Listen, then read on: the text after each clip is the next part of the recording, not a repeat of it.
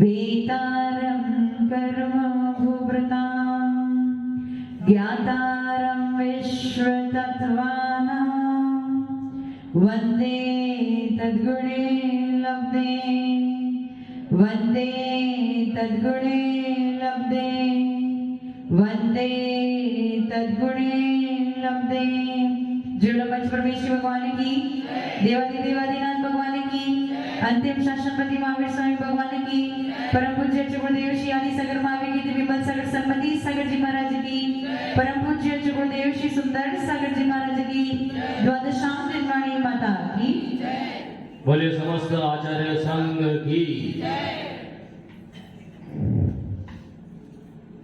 जो व्यक्ति मदिरा पान करता है या मद्य का सेवन करता है, जब उसे नशा चढ़ता है, उस नशे का इलाज तो है,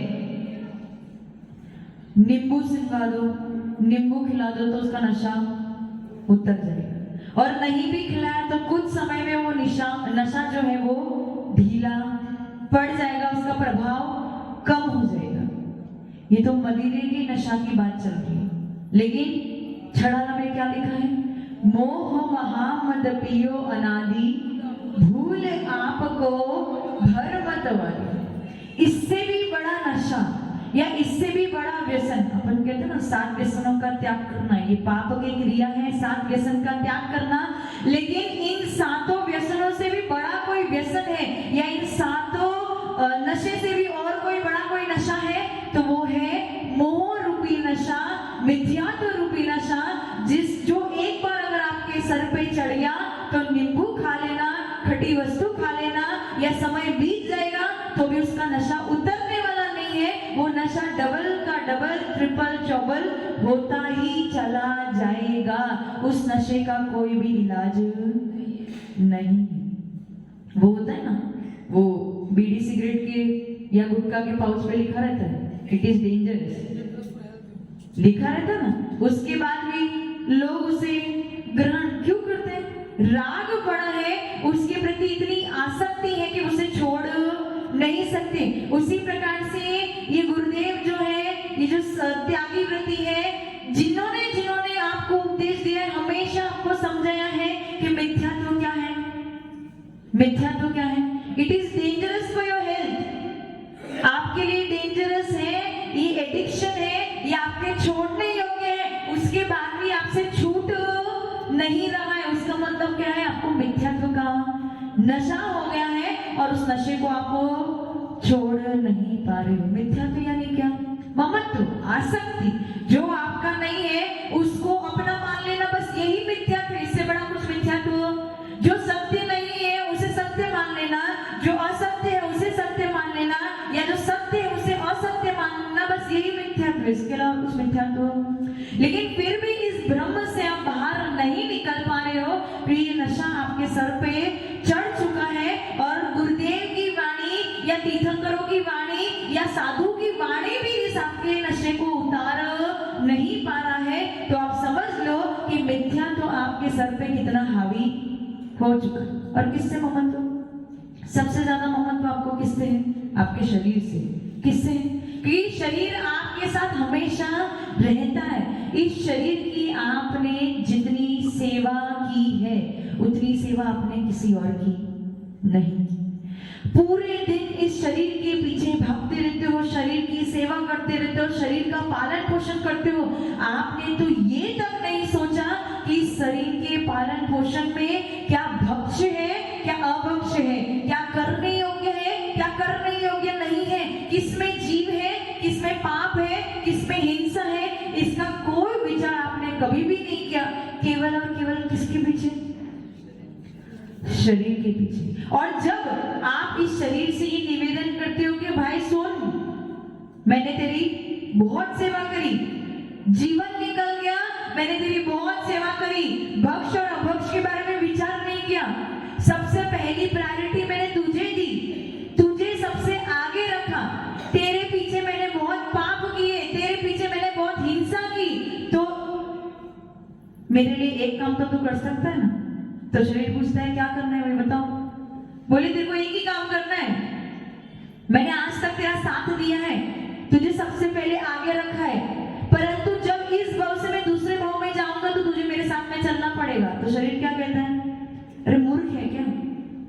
इंद्र, नरेंद्र, चक्रवर्ती, जो जो बड़े बड़े पद पे बैठे हैं, मैंने उनका साथ नहीं दिया है तो तेरा साथ क्या दूंगा? तू कौन सा बहुत बड़ा महाराज है?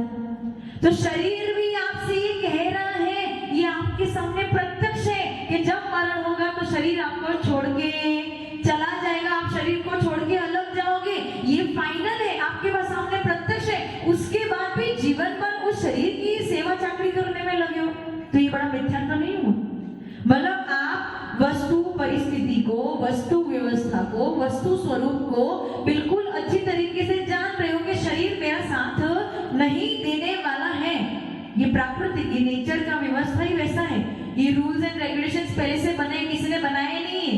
ये जैसा चलता रहे वैसा ही चलता चला जाएगा, भले ही कोई चक्रवर्ती क्यों ना हो, सौदरमिंद्र क्यों ना हो, अहमिंद्र क्यों ना हो, जिसके साथ जो व्यवस्था है वैसी ही व्यवस्था चलती चली जाएगी। कोई इसे बदल तीर्थंकर चाहे तो भी बदल नहीं सकते, तो हम क्या है? परंतु फिर भी हम वस्तु व्यवस्था को जानने के बाद भी हमारे मन में इतना बड़ी मिथ्या भ्रांति बैठी है कि ये शरीर मेरा है।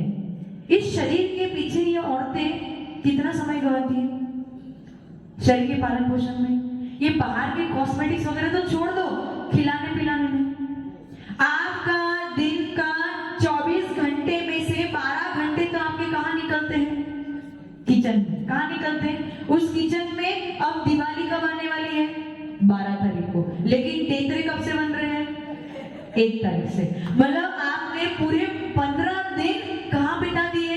उस किचन में बिता दिए, धर्म सभा को छोड़ के, चर्चा को छोड़ के, पूजा अभिषेक पाठ को छोड़ के। किसी को पूछेंगे कहाँ है? तेतरे बना रहे। तो किसके पीछे गवा दिया आपने?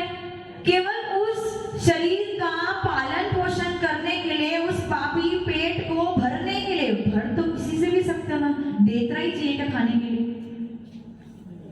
एक नाश्ता हो उससे भी भर सकते ना, परंतु देतरा खाना है। क्यों? क्योंकि शरीर को चाहिए उस आत्मा के अंदर बैठे हुए राग द्वेष को चाहिए, उस रसना इंद्री को चाहिए कि देतरे बिना तो काम नहीं चलेगा। तो शरीर का पालन पोषण करते करते आप मिथ्या भ्रांति में पड़ गए और भूल गए कि ये शरीर मेरा, इसको कितने भी देतरे खिला देना, अंदर जाके तो वो मलमूत्र ही बनने वाला है।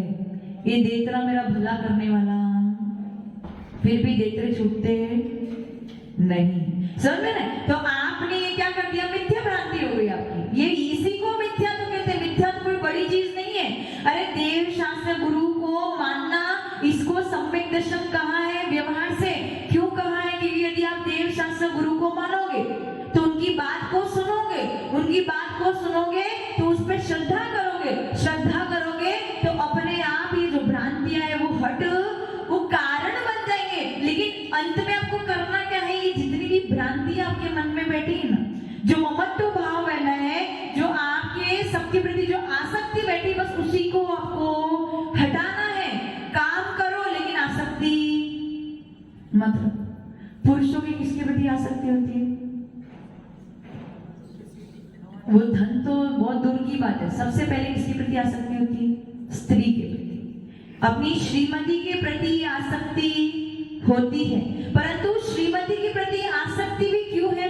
अपन कहते ना, ये स्त्री तो खराब है, पुरुषों का जीवन बर्बाद किया, पुरुषों को सारा समय स्त्रियों के पीछे देना पड़ता है, स्त्रियों में मायाचारी होती है, ये होता है, वो होता है, पुरुषों की कोई गलती नहीं है, सारी गलती स्त्री की है। परंतु मैं कह दूं, सारी गलती पुरुषों की है कि उनके अंतरंग में अपने शरीर की पूर्ति करने के लिए, अपनी काम वासनाओं की पूर्ति करने के लिए उनको स्त्रियों के चरणों में जाना पड़ता है। और जब वो स्त्रियों को अपनाते हैं तो वो श्रीमती स्त्री के पीछे, उनको श्री के पीछे जाना पड़ता है। क्योंकि यदि स्त्री नहीं है तो श्री की जरूरत, संसार प्रारंभ स्त्री से ही होता है, स्त्री से नहीं होता है। संसार प्रारंभ आपके विषय वासनाओं से होता है।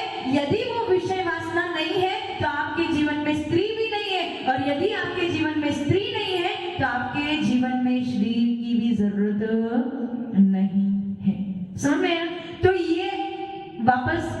गलत कौन ठहरा? स्त्री गलत नहीं थी, गलत कौन ठहरा? आपका शरीर। आपका शरीर जो आपके साथ निरंतर लगा हुआ है, वो शरीर अभी भी गलत है कि उसकी पूर्ति करने के लिए आपको स्त्री भी चाहिए, श्री भी चाहिए, घर भी चाहिए, मकान भी चाहिए, गाड़ी भी चाहिए, बंगला भी चाहिए, सोना भी चाहिए, चांदी भी चाहिए। सब किसके पीछे चाहिए? इस शरीर के पीछे। वो शरीर जो आपका साथ हर पल निरंतर आपके साथ में रह रहा है, जो आपके साथ निरंतर साथ में रह रहा है, वही आपका सबसे बड़ा शत्रु है। शत्रु है ना?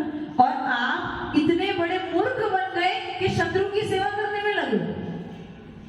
किसी को मिथ्या भ्रांति। मिथ्या तो कुछ बड़ा नहीं है। मिथ्या तो यही है कि जो गलत है उसे सही मानना और जो सही है उसे गलत मानना। बस इतना ही मिथ्यात्व है। यदि ये आपके मन से निकल गया, ये आपके दिमाग से निकल गया कि हाँ सब कुछ इस अवस्था में मेरा हो सकता है परंतु सर्वथा मेरा नहीं है। जिस दिन आपके मन में ये अरे यार यही सोच लो कि जो मेरे साथ हर पल हर समय जन्म से लेके मरण तक स्त्री मेरे साथ में नहीं रहेगी, बच्चे मेरे साथ में नहीं रहेंगे, मकान मेरे साथ में नहीं रहेगा, कभी ना कभी छूट जाएगा, अलग हो जाएगा, ये सब। लेकिन शरीर मेरे साथ जन्म से लेके मरण तक, जब इतना समीप में रहने वाली वस्तु भी मेरे शत्रु बन सकती है, मेरे सबसे बड़ी शत्रु हो सकती है, जो प्रत्यक्ष में अलग दिख रहे हैं मुझसे, वो तो मेरे शत्रु होंगे ही होंगे। जब इतनी समीपवर्ती वस्तु मेरी शत्रु हो सकती है, तो जो मुझसे दूर है वो तो मेरे शत्रु